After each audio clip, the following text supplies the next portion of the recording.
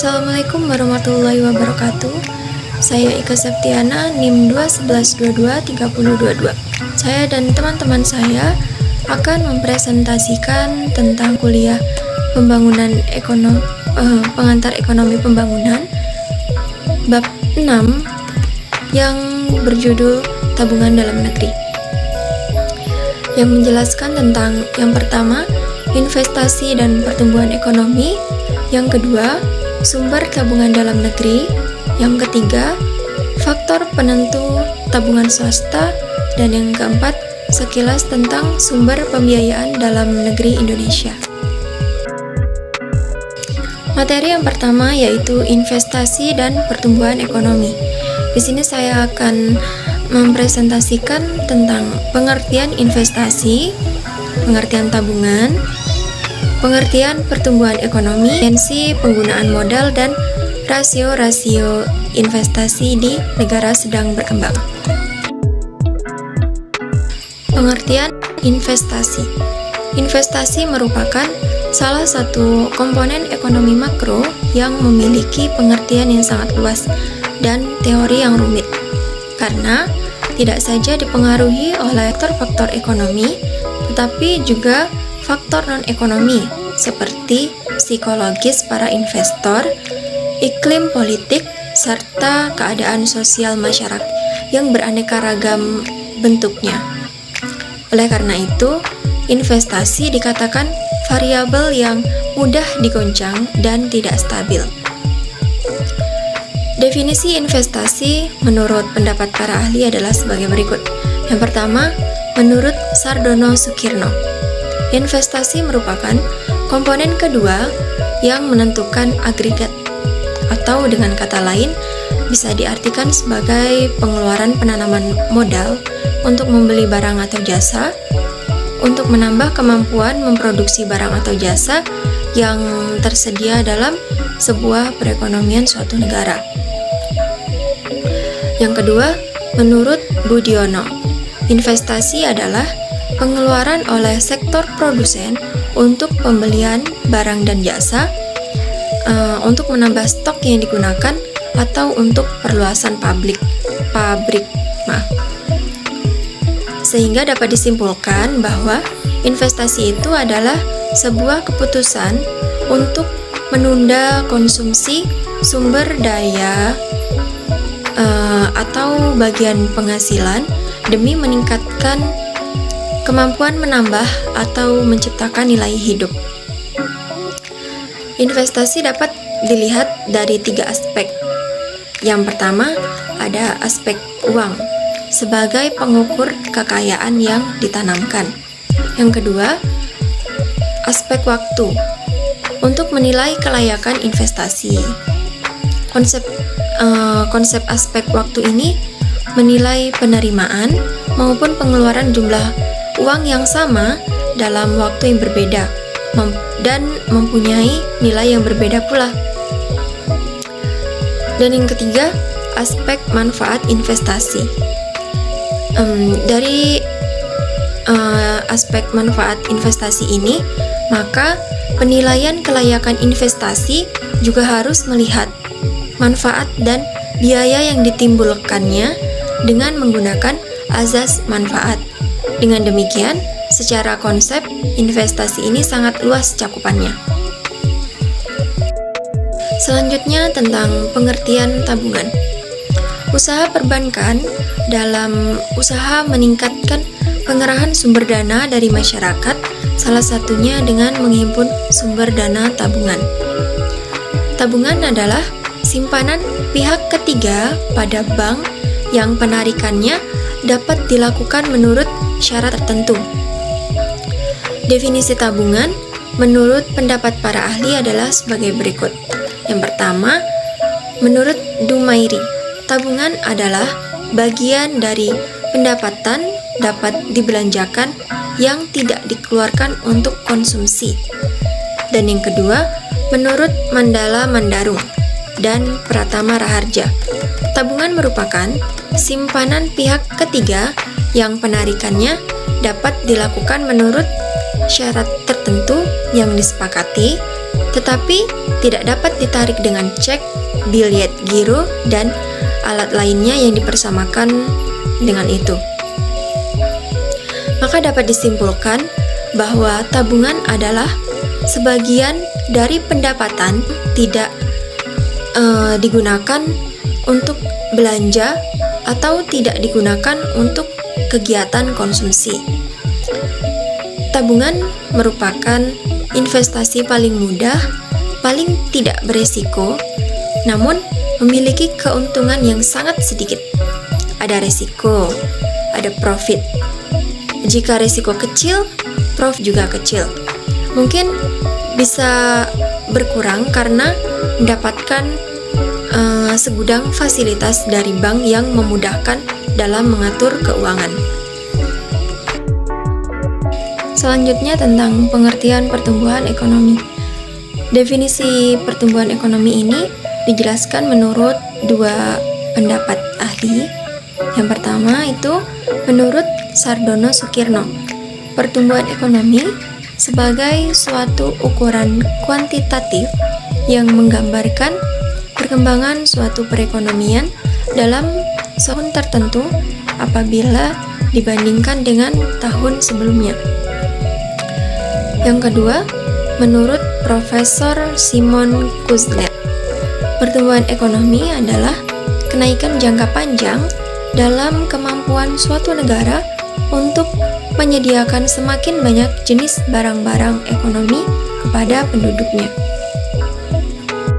Pembahasan selanjutnya tentang efisiensi penggunaan modal. Salah satu indikator makro dari tingkat efisiensi suatu perekonomian adalah angka rasio dari investasi. Semakin rendah rasio tersebut, semakin tinggi tingkat efisiensi investasinya. Di sebagian besar negara sedang berkembang, di mana harga-harga dasar makro mendekati nilai-nilai kelangkaan dari faktor-faktor produksi.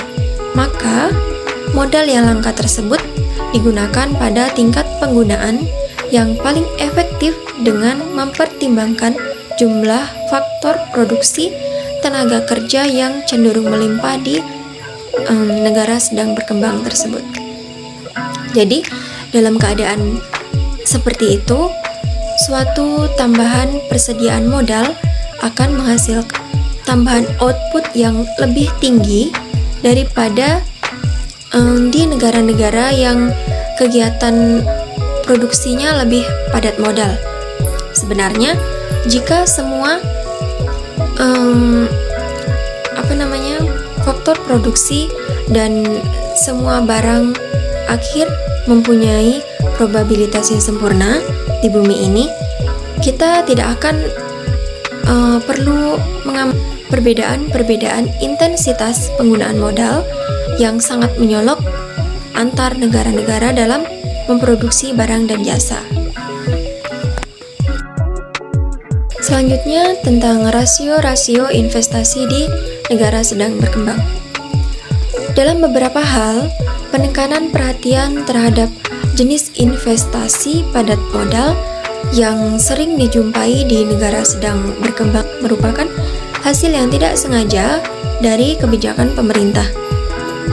Selain itu, hal tersebut dapat juga menunjukkan keyakinan bahwa hanya teknologi padatlah yang efisien dan dalam setiap pemilihan teknologi tidak memperhitungkan harga-harga relatif antar tenaga kerja dan modal.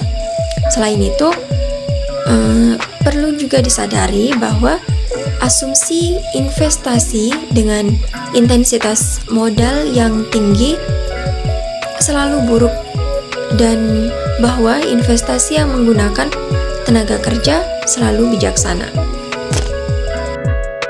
Baiklah, sekian presentasi yang saya presentasikan. Pembahasan berikutnya akan dipresentasikan oleh teman-teman saya yang lain. Sekian, terima kasih. Assalamualaikum warahmatullahi wabarakatuh.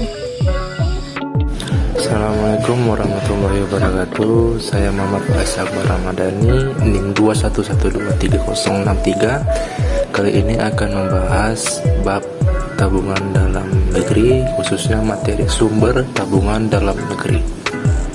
Sumber tabungan dalam negeri ialah jumlah tabungan yang tersedia di dalam negeri, yang secara sederhana merupakan akumulasi dari jumlah tabungan domestik serta tabungan luar negeri. Tabungan ini dapat dibagi menjadi dua komponen, yaitu yang pertama ada tabungan pemerintah, yang kedua ada tabungan swasta. Yang kali ini saya akan membahas satu persatu secara singkat, jelas dan padat. Yang pertama ada tabungan pemerintah. Tabungan pemerintah merupakan surplus atau anggaran lebih pemerintah atau anggaran belanja yang lebih yang biasanya difungsikan atau didistribusikan kepada sektor-sektor yang memerlukan penambahan, seperti contohnya penambahan jalan yang rusak, perbaikan jembatan, gaji pegawai negeri, pembayaran cicilan hutang negara, serta bisa didistribusikan kalau ada keperluan militer. Meski banyak mengandalkan tabungan luar negeri sebagai sumber pendapatan investasi, namun kenaikan investasi juga sepadan dengan kenaikan tabungan domestik dalam negeri. Dan juga ini menunjukkan keberhasilan dalam memobilisasi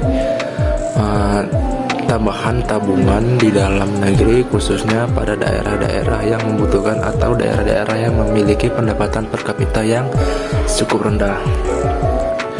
Akan tetapi tabungan pemerintah ini memiliki kekurangan, yaitu dia hanya memberikan andil yang kecil bagi sektor perekonomian, dikarenakan banyaknya pengeluaran untuk pembangunan infrastruktur. Walaupun banyak juga pemasukan, itu tidak akan kalah dengan pengeluaran, karena kadang-kadang pengeluaran juga tidak kalah besar dengan pemasukan, bahkan lebih besar. Dan itulah alasan mengapa tabungan pemerintah ini memiliki andil yang sangat kecil bagi tabungan dalam negeri atau tabungan domestik. Dan bagaimana cara pemerintah menanggapinya? Yaitu ada dengan cara pengumpulan pajak, dengan meningkatkan rasio pengumpulan pajak pada rasio pajak. Karena jika pajak tinggi memiliki beberapa hal positif, yaitu dapat mempercepat, memperingan pekerjaan, serta menambah pundi-pundi suatu negara untuk mencapai suatu tujuan yang ingin dia tuju atau dia capai. Namun jika pajak itu terlalu tinggi, apa yang akan ia hasilkan atau apa yang akan ia buat setelah menaikkan pajak yang tinggi? Jawabannya, kemudian ada tabungan swasta atau tabungan masyarakat, yang merupakan yang tabungan swasta ini didapat atau diperoleh dari tabungan perusahaan. Pendapatannya yang sudah dikurangi oleh dividen yang dibayarkan kepada para pemegang saham. Oleh karena itu dia akan melakukan rapat pemegang saham umum, rapat umum pemegang saham atau RUPS. Selain itu, tabungan swasta ini juga memberikan andil yang cukup banyak, dan dia juga seperti sumber tabungan luar negeri, dia andil cukup banyak dikarenakan banyaknya LSP tabungan swasta memainkan peran utama dalam pembentukan modal dalam negeri tersebut. Tabungan pemerintah dan swasta juga dapat mempengaruhi ekonomi mikro atau makro dengan cara investasi, yaitu dengan digunakan untuk membangun sebuah infrastruktur atau pembangunan yang dimana pembangunan tersebut menyerap banyak sekali tenaga kerja, modal, dan biaya yang akan menyebabkan banyak hilangnya pengangguran atau berkurangnya angka pengangguran, meningkatnya pendapatan masyarakat, meningkatkan rasio pajak, serta daya beli masyarakat juga meningkat. Nah, itu akan menyebabkan perputaran ekonomi akan semakin besar dan cepat, secara tidak langsung akan mempengaruhi sektor ekonomi makro secara nasional. Dan itulah sekian laporan dari saya. Mohon maaf jika ada kesalahan. Assalamualaikum warahmatullahi wabarakatuh. Ya baiklah, Assalamualaikum warahmatullahi wabarakatuh. Perkenalkan, nama saya Imratul Saleha dengan NIM 2122365. Saya akan menjelaskan teori selanjutnya, yaitu faktor penentu tabungan swasta. Di dalam ini yaitu ada perilaku tabungan rumah tangga. Membahas tabungan rumah tangga yang merupakan bagian dari tabungan masyarakat. Apa itu tabungan rumah tangga? Tabungan rumah tangga itu adalah pendapatan rumah tangga yang tidak dikonsumsi habis. Tabungan tersebut merupakan selisih pendapatan dengan pengeluaran rumah tangga. Dalam kerangka SNSE, tabungan rumah tangga masih merupakan konsep bruto karena masih mengandung unsur penyusutan barang modal yang tidak digunakan untuk usaha rumah tangga. Nah, pada dasarnya semua teori perilaku tabungan rumah tangga berusaha untuk menjelaskan 3 pola, yaitu yang pertama, dalam suatu negara, pada suatu waktu tertentu, bagian pendapatan yang ditabung oleh rumah tangga yang berpendapatan lebih tinggi cenderung lebih besar daripada rumah tangga yang berpendapatannya lebih rendah, yang maknanya bahwa pengeluaran konsumsi rumah tangga akan naik secara profesional bila terjadi peningkatan pendapatan nasional. Kenaikan pengeluaran konsumsi rumah tangga tersebut selalu lebih kecil dari kenaikan pendapatan. Besarnya kenaikan pengeluaran konsumsi itu tergantung dari hasrat keinginan masyarakat tersebut dalam berbagai konsumsi yang disebut dengan propensity to consume. Nah, yang kedua, dalam suatu negara, rasio tabungan rumah tangga cenderung konstan sepanjang waktu. Dan yang ketiga, rasio tabungan rumah tangga bervariasi antar negara tanpa menunjukkan adanya hubungan yang jelas dengan pendapatan. Ada juga 4 alternatif perilaku tabungan rumah tangga, yaitu yang pertama, hipotesis pendapatan absolut, dan yang kedua, hipotesis pendapatan relatif, yang ketiga, hipotesis pendapatan permanen, dan yang keempat yaitu hipotesis tabungan kelas. Nah, yang pertama, hipotesis pendapatan absolut atau Keynes. Pada hipotesis ini akan saya jelaskan bahwasanya tingginya tingkat tabungan rumah tangga tergantung pada besarnya pendapatan yang siap dibelanjakan atau dimaksud dengan disposable income. Dan hasrat menabung dari pendapatan yang dibelanjakan tersebut akan meningkat sesuai dengan tingkat pendapatan. Dengan itulah hal tersebut kita kenal sebagai hipotesis pendapatan absolut dari Keynes. Dan menurut pandangannya pula, hubungan tabungan pendapatan diformulasikan dengan S, A plus S dan YD. S adalah tabungan, adalah pendapatan yang siap dibelanjakan, dan A kecil adalah konstanta, A lebih besar dari 0, dan S adalah hasrat menabung marginal. Berdasarkan formulasi tersebut, rasio tabungan sebagai bagian dari GDP diharapkan meningkat secara terus-menerus di negara berkembang. Apa itu yang dimaksud dengan GDP? GDP adalah nilai pasar dari semua barang dan jasa akhir atau final yang diproduksi dalam sebuah negara pada suatu periode. Nah, yang kedua, yaitu hipotesis pendapatan relatif. Dalam bentuknya yang sederhana, hipotesis ini memandang bahwa konsumsi dan tentunya tabungan tidak hanya tergantung pada pendapatan, namun juga pada tingkat pendapatan sebelumnya dan perilaku konsumsi pada masa lalu. Salah satu bentuk dari hipotesis pendapatan relatif ini adalah hipotesis Dusanberry, yang diambil dari nama seorang ekonom Harvard yang mengenalkan konsep ini pada tahun 1940-an, yang dapat dinyatakan sebagai C1 A plus S I1D dan plus B CH. Dengan keterangannya, C1 adalah konsumsi pada periode, Y1D adalah pendapatan pada periode, CH adalah tingkat konsumsi yang tinggi terdahulu. Jadi, dengan hipotesis pendapatan relatif ini, fungsi konsumsi atau tabungan jangka pendek pada perekonomian cenderung bergerak ke atas seperti roda bergerigi atau gergaji sepanjang waktu. Jika pendapatan tumbuh dalam jangka waktu yang panjang, konsumen akan menyesuaikan perilaku belanja mereka ke tingkat konsumsi yang lebih tinggi. Namun dalam jangka pendek, mereka enggan untuk menurunkan dan lambat menaikkan tingkat konsumsi meskipun pendapatannya naik ataupun turun. dalam sewaktu-waktu. Hipotesis Dusanbe tersebut diformulasikan untuk menjelaskan tentang perilaku konsumsi atau tabungan di Amerika Serikat. Dan para peneliti berikutnya mengungkapkan bahwa hipotesis ini dapat juga diterapkan di negara berkembang dengan baik. Dan para peneliti bahwa efek demokrasi menyebabkan konsumsi di negara berkembang meningkat sesuai dengan pertumbuhan pendapatannya. Nah, baiklah, sekian presentasi dari saya. Untuk teori selanjutnya akan dilanjutkan dengan teman saya. Saya Imro'atus. Sekian, terima kasih.